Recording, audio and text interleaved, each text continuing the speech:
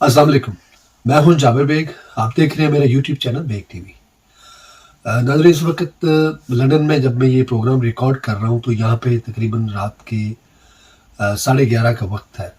तो आज का दिन जो अभी यहाँ आज यूके में जो आज का दिन गुजरा है वो पाकिस्तान में सुप्रीम कोर्ट में जो इमरान खान साहब के हवाले से केस लगा था, उनको वहाँ पे बुलाया गया। केस जो उनकी गिरफ्तारी हुई थी वो एक पूरा एक लॉन्ग प्रोसेस है जो आप लोगों ने ऑलरेडी सोशल मीडिया पे या ख़बरों में आपने देख लिया होगा कि सुप्रीम कोर्ट के चीफ जस्टिस साहब जो हैं उन्होंने उस तमाम तर जो वो कार्रवाई थी, इन शॉर्ट वर्ड में मैं बता रहा हूँ कि वो जो सारी कार्रवाई थी, खान साहब की गिरफ्तारी का जो अमल था वो सारा गैर कानूनी अमल करार दिया जो फैसला आया उसके बाद।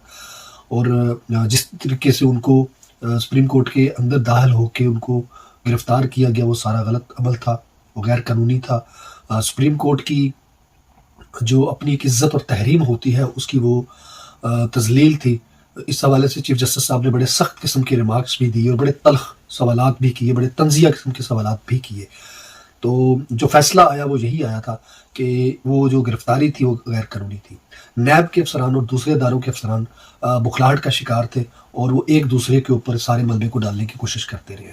तो इस स्टोरी से निकला ये था कि खान साहब के ख़िलाफ़ आज तक अभी पिछले 8-10 माह में जो भी केसेस उन्होंने बनाए वो सारे केसेस 2 नंबर केसेस होते हैं। उनके पीछे हक़ाइक़ कुछ और होते हैं। कोई भी करप्शन कहीं से भी किसी भी तरह से साबित नहीं हुई। अभी खान साहब को उन्होंने नैब की ही कस्टडी में रखने का कहा है कि जब तक ये केस मंतकी इंतजाम तक नहीं पहुंचता वो उनके पास रहेंगे, या सुप्रीम कोर्ट की निगरानी में कहीं उनको रखने का, पुलिस लाइन में कहीं की हिफाजत में रखने का फैसला किया। लेकिन ये सारा कुछ जो हुआ उस दौरान और अभी कुछ देर पहले भी हम सारे दोस्त यहाँ पे बैठे इस बात पे डिस्कशन कर रहे थे कि जो कुछ भी पिछले 3-4 दिनों में हुआ खान साहब की गिरफ्तारी के बाद पूरे मुल्क के अंदर जो इकोनॉमी को नुकसान पहुंचा, जो पाकिस्तान की इज्जत पूरी दुनिया में जो उस पर धब्बा लगा, जो बदनामी हुई, जो जिल्लत हुई पूरी दुनिया में, जो ये जो तमाशा एक लगाया गया जानबूझकर। और ये मैं पहले भी पिछले भी व्लॉग में कह चुका था कि 2 अफराद हैं जिनकी ज़ाती ख्वाहिश के ऊपर, मरीम नवाज, नवाज शरीफ, इनकी ख्वाहिश के ऊपर खान साहब को गिरफ्तार करना उनका मकसद था, उनकी ख्वाहिश थी। खान साहब को पकड़ के जलील करना, टॉर्चर करना, हथकड़ियाँ लगाना, इस मंजर में उन्होंने देखना था, उनकी एक ख्वाहिश थी और वो ख्वाहिश बहरहाल अदारों ने पूरी करवाई। लेकिन इसके साथ साथ जो इकोनॉमी का अरबों डॉलर की जो सरमायाकारी आनी थी, जो बिजनेस था, जो कारोबार बंद रहे, उसका जो नुकसान हुआ उसकी जिम्मेदारी किसके सर पे जाएगी। लेकिन उससे भी बड़ी बात जो हम सोच रहे थे और डिस्कस कर रहे थे कि जो इस दौरान पिछले 3 दिनों के अंदर जो हलाकतें हुई हैं, जो शहादतें हुई हैं, जो वर्कर्स की पूरे पाकिस्तान में कमोबेश 70 के करीब लोग ऐसे हैं जो शहीद हुए हैं, जो पुलिस की गोलियां लगने से या किसी भी दूसरे अदारे के अफराद की गोलियों से वो शहीद हुए, उन तमाम शहीदों का जो खून है वो किसके सर जाएगा। कितने घरों के चूल्हे बुझ गए, कितनी माओं के बेटे उजड़ गए, कितनी बहनों के भाई उजड़ गए, कितनी बीवियों के जो सुहाग हैं वो उजड़ गए, कितने बच्चों के बाप चले गए। इन तमाम तर शहादतों का जिम्मा किसके सर जाएगा। उन सब का कसूर क्या था जो अपने लीडर की गिरफ्तारी के लिए पुरअमन एहतजाज करने के लिए बाहर निकले थे। लेकिन वो तो पुरअमन थे।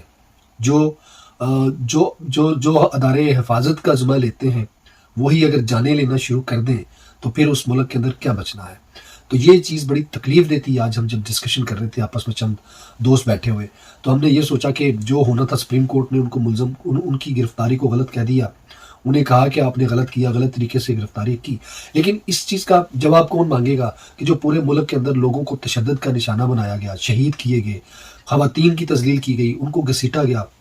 इवन कि हम लोग देख रहे थे कि एक माजूर व्हील चेयर के ऊपर एक खातून थी, उनको खींचा गया। और इस हवाले से हमारे सीनियर जर्नलिस्ट हैं मोहित पिरज़ादा साहब बड़े अबदीदा हुए इस वाक़े को बयान करते हुए, बड़े दुख के साथ।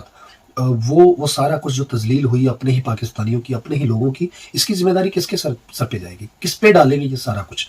तो इसका ये सुप्रीम कोर्ट जो है वो एक बहुत बड़ा अदारा है। हम सारे उनकी रिस्पेक्ट करते हैं और करनी भी चाहिए।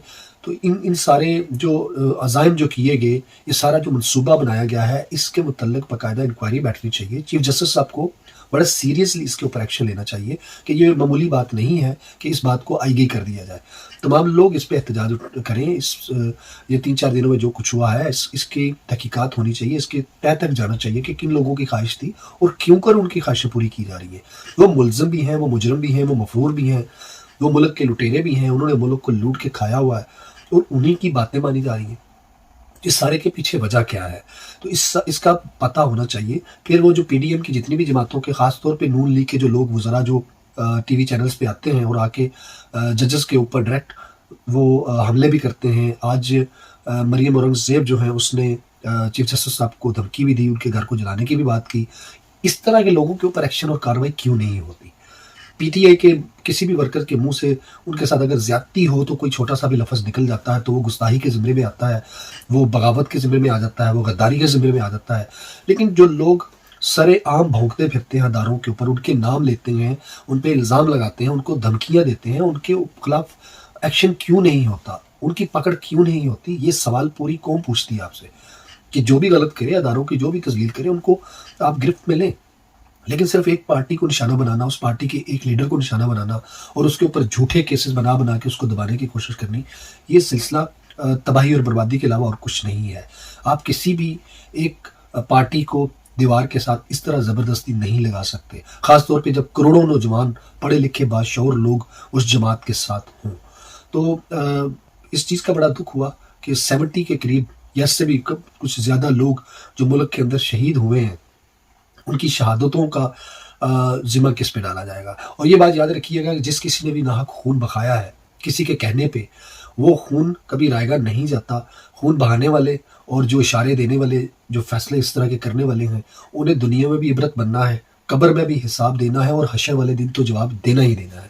دنیا میں شاید آپ اپنی کوئی طاقت، کوئی پاور لگا کے بچ جائیں، کوئی دھوکہ فراڈ کر کے آئمہ شائی کر کے نکل جائیں، لیکن اس بات پہ یقین رکھیے کہ جس کسی کو آپ نے ناحق مارا ہے، اس کا خون آپ کا پیچھا کرتا ہے، وہ آپ کو سکون اور چین کی نیند سے سونے نہیں دیتا۔ اور اگر آپ جب کسی بھی طریقے سے جب آپ اس دنیا سے چلے جاتے ہیں تو پھر قبر میں اس کا حساب ہوتا ہے، ایک ایک خون کے قطرے کا آپ سے حساب ہوگا، اور حشر والے دن بھی آپ کی پکڑ ہوگی، آپ کو جواب وہاں پہ دینا پڑے گا۔ وہاں پہ نہ آپ کی وردی کام آنی ہے، نہ آپ کا عہدہ کام آنا ہے، نہ ہی آپ کی کوئی ٹھاٹ باٹ کام آنی ہے، نہ آپ کا پیسہ کام آنا ہے۔ وہاں آپ کو حساب اور جواب دینا ہی پڑے گا۔ تو ان تمام لوگوں کے لیے ہماری دعا کہ اللہ تعالیٰ ان کے درجات بلند کرے جو اس دنیا سے چلے گئے ہیں، ان سارے واقعات کے دوران جو شہید ہوئے، ان کے لواحقین کو اللہ تعالیٰ صبر جمیل عطا کرے۔ ہم سب کو مل کے ان کے لیے، ان کی بہتری، ان کے گھر والوں کی بہتری کے لیے کوشش کرنی چاہیے، دعا کرنی چاہیے۔ اللہ تعالیٰ پاکستان کا، ہم سب کا حامی و ناصر ہو۔ اپنا اپنے گرد و نواح کا بہت خیال رکھیے گا۔ اللہ حافظ۔